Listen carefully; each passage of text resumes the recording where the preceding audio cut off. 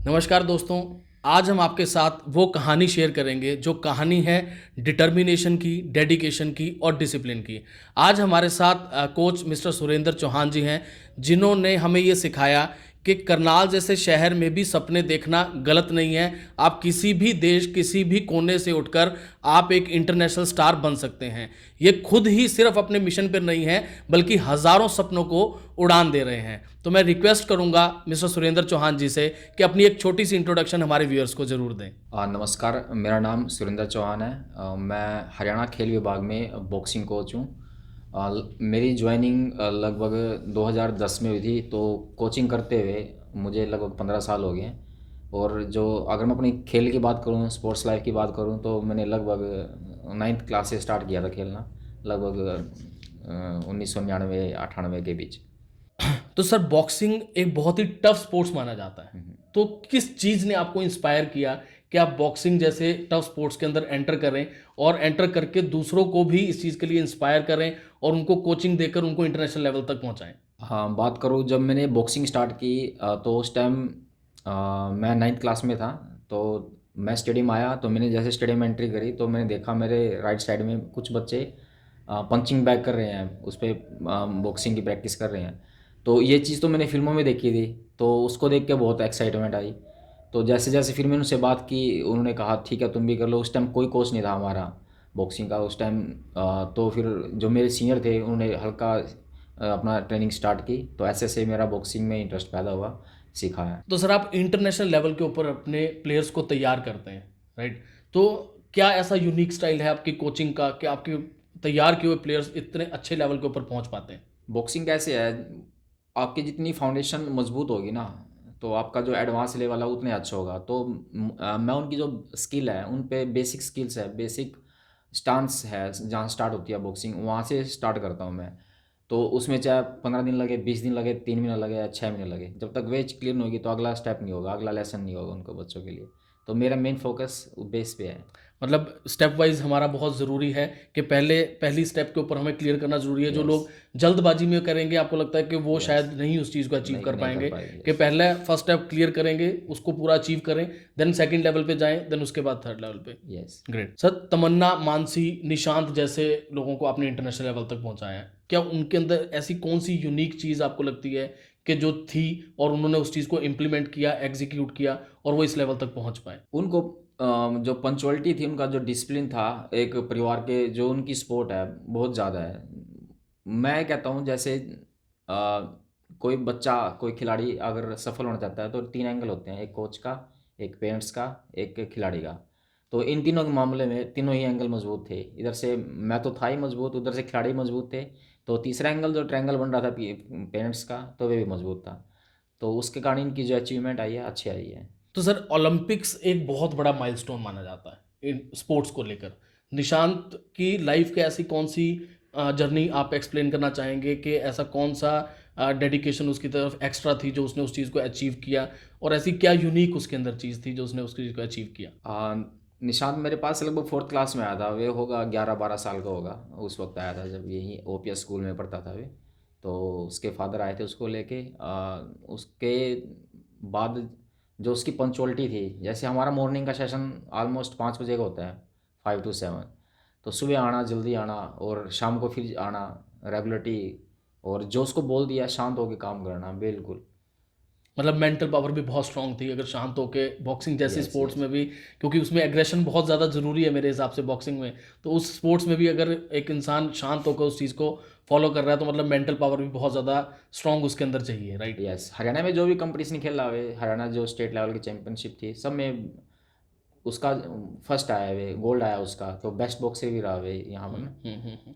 तो सर, रोज कम से कम 50 से 60 लोगों का आपका रोज का ट्रेनिंग रहती है, अलग अलग लोगों को आप ट्रेनिंग देते हैं। कोई ऐसी पर्टिकुलर एक्सरसाइज, कोई ऐसे ड्रिल ऐसी है यूनिक जो हर बॉक्सर को अडॉप्ट करनी चाहिए स्टार्टिंग में? अभी तो खैर हम लगभग 4 कोच हैं, बच्चे भी बढ़ गए हैं। ओलंपिक के बाद, निशांत के बाद हमारे पास लगभग 100+ बच्चे हैं। तो हमने पूरा एक शेड्यूल तैयार करते हैं, पूरा आपस में डिस्कस करते हैं कोच, और उसको बच्चों के साथ डिस्कस करते हैं, पेरेंट्स का डिस्कस करते हैं। हमने एक व्हाट्सएप ग्रुप बना रखा है, तो उसी हिसाब से हमारा वर्क चलता है। जैसे कंपटीशन होता है, कंपटीशन का टाइम क्या है, तो सुबह का अलग है, शाम का ट्रेनिंग अलग है हमारा बच्चे का। तो बच्चे की जो ट्रेनिंग एज है, मतलब ट्रेनिंग एज को हम किसी को 3 महीने हो गया है, किसी को 1 साल हो गया, किसी को 2 साल हो गया, उस हिसाब से उनका जो उनका सिलेबस है वो भी अलग अलग है। तो सर बॉक्सिंग बहुत एक फिजिकली बहुत टफ स्पोर्ट्स माना जाता है, इसके साथ साथ मेंटल पावर भी चाहिए, तो ऐसी कोई टेक्निक जो फॉलो करनी चाहिए हर एक बॉक्सर को अपने फिजिकल के साथ साथ अपनी मेंटल पावर को भी स्ट्रॉन्ग कर सके? यस, मेडिटेशन, मेडिटेशन और योगा, इसका बहुत बड़ा ही रोल है। तो हम खुद ही बच्चों को कराते हैं।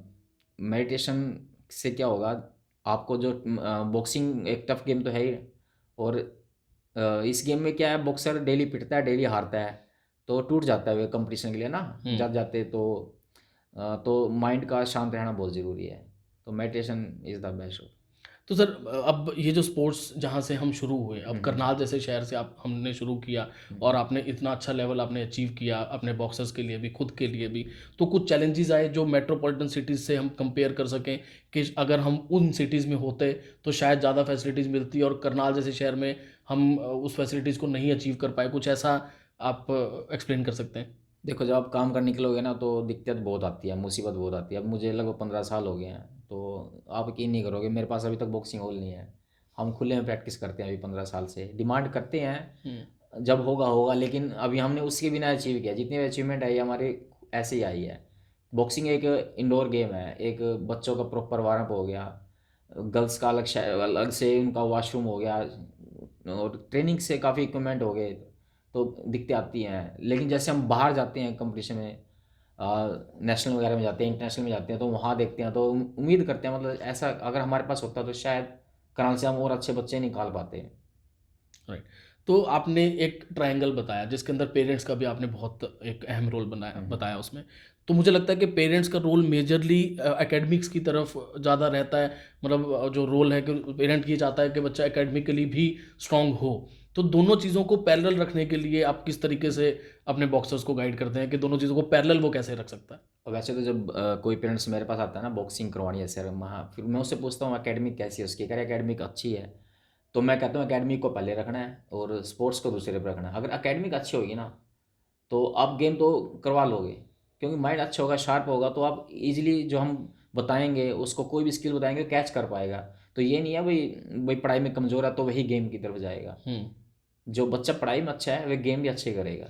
तो सिर्फ टैलेंट काफ़ी है या और भी कुछ चीज़ें चाहिए हमें एक अच्छा बॉक्सर बनने के लिए? सिर्फ उसके अंदर एक बॉक्सिंग का टैलेंट काफ़ी चीज़ है या फिर और क्या क्या रिक्वायरमेंट्स हैं एक इंसान के अंदर?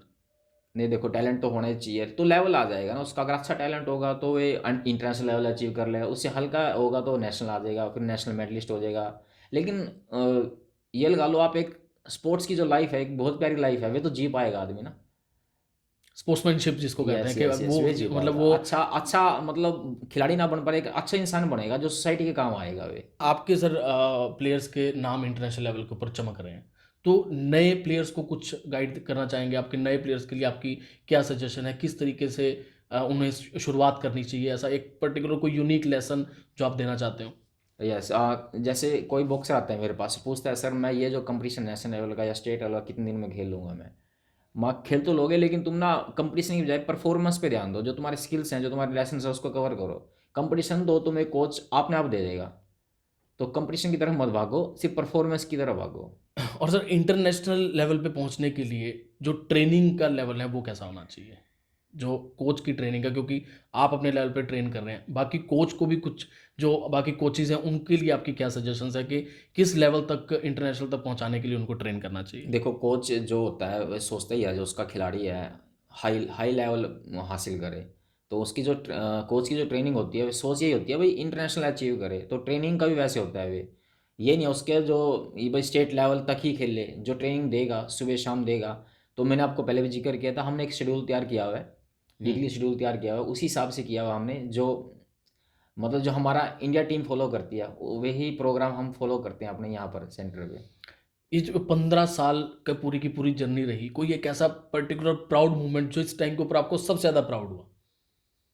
ओलंपिक ही है। देखो अभी ओलंपिक में गए थे हम पेरिस में, निशांत के कारण पहुंच पाए हम वहाँ पर। अब जब हम खेलते थे हम एज ए स्पोर्ट्समैन सोचते थे यार ओलंपिक, क्योंकि हम सबका वही होता है। फिर एक एज ए कोच जब कोचिंग में आया तो सोचते हैं यार कोई एक खिलाड़ी निकले हमारा, ओलंपिक में निकले, और उस प्लेटफार्म पे जाना, पेरिस ओलंपिक में जाना, और वही सबसे हाईएस्ट लेवल का अचीवमेंट था मेरे लिए। अगर हम ओलंपिक्स की भी हम जब देख रहे हैं इस टाइम पे भी मैक्सिमम जो मेडल्स हैं वो हरियाणा की तरफ से हैं, मैक्सिमम प्लेयर्स भी हरियाणा के हैं, इसका कोई पर्टिकुलर रीज़न? यहाँ हरियाणा के जो बच्चे हैं ना काफ़ी हार्ड वर्क है ना, भूख ज़्यादा है, सफलता हासिल करनी है, कैसे भी करनी है, इनमें मतलब इनका माइंड इतना स्ट्रॉन्ग है, ये हार नहीं मानते बिल्कुल भी। तो जो मेंटली टफनेस है जिसका हम जिक्र कर रहे थे, इनमें बहुत ज़्यादा है, इस कारण ये अचीव करते हैं। तो व्यूअर्स, मुझे लगता है कि आज हमने बहुत कुछ सर से सीखा जो आगे हमारी लाइफ भी बेटरमेंट करने को काम आएगा।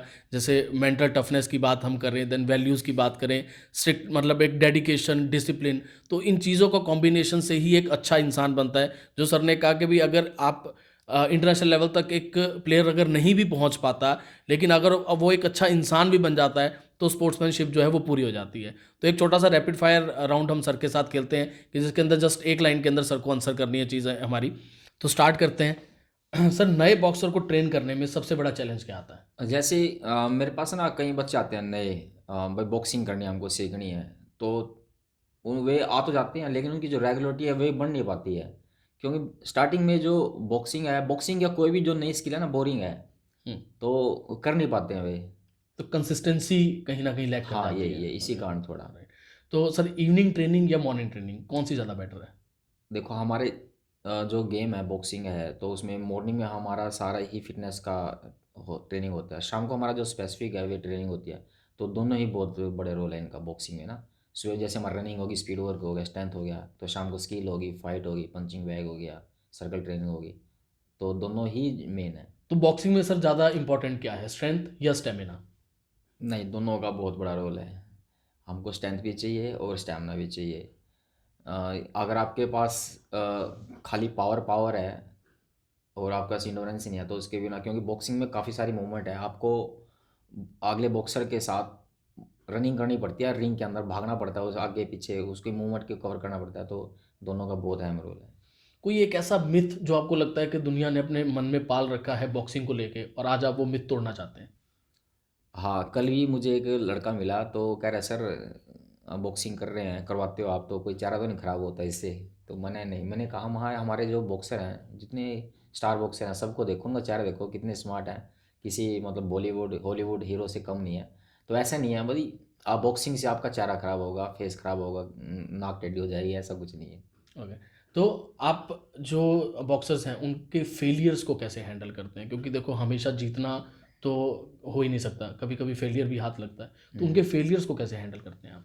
सही कह रहे हो आप, जैसे फाइट होती है कोई, तो दो फाइट, एक बॉक्सर तो जीतेगा, एक हारेगा, लेकिन मेन जो मेरा फोकस होता है ना, परफॉर्मेंस के ऊपर होता है जी। हमने जो सिखाया उसने उसको अडॉप्ट किया है और उस स्किल को उसमें अप्लाई किया है कि नहीं, सिर्फ मेन वही है। फिर उसकी जैसे हम वीडियोग्राफी भी करते हैं तो उसको दिखाते हैं, देख जो तूने सीखा था ना और तूने इसको अप्लाई किया हुआ है, तो हम ना आगे जा रहे हैं, हम प्रोग्रेस में है, तो उससे थोड़ा खिलाड़ी भी उत्साहित होता है, ठीक है, उसको हम इस बार नहीं कर पाए लेकिन अगली बार कर लेंगे, लेकिन तुम्हारी जो परफॉर्मेंस थी अच्छी थी।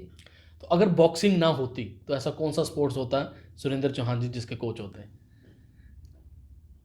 कोच तो नहीं, मैं खुद अभी, मैं काफ़ी पुरानी बात कर रहा हूँ अपनी, मैं पुणे एएसआई में ट्रेनिंग के लिए गया था, ये घोरपड़ी में, तो उस वक्त मैं बॉक्सिंग की ट्रेनिंग के लिए गया था, लेकिन वहाँ मेरे कुछ टेस्ट हुए मेरे पे, वहाँ जो स्पोर्ट्स साइंटिस्ट थे, तो उन्होंने कहा आपकी ना जो रेस्टिंग हार्ट रेट है और काफ़ी अच्छी है, स्ट्रॉन्ग है, आप लॉन्ग रन कर सकते हो, आप मतलब एथलेटिक्स के अंदर लॉन्ग रन के अंदर एक हाई लेवल की परफॉर्मेंस दे सकते हो आप इंडिया के लिए। तो वही मैं भी अभी भी मैं ये लगा लो फुल मैराथन लगभग प्रैक्टिस करता हूँ, उसकी मैं करता हूँ, लॉन्ग रन मुझे अच्छी लगती है।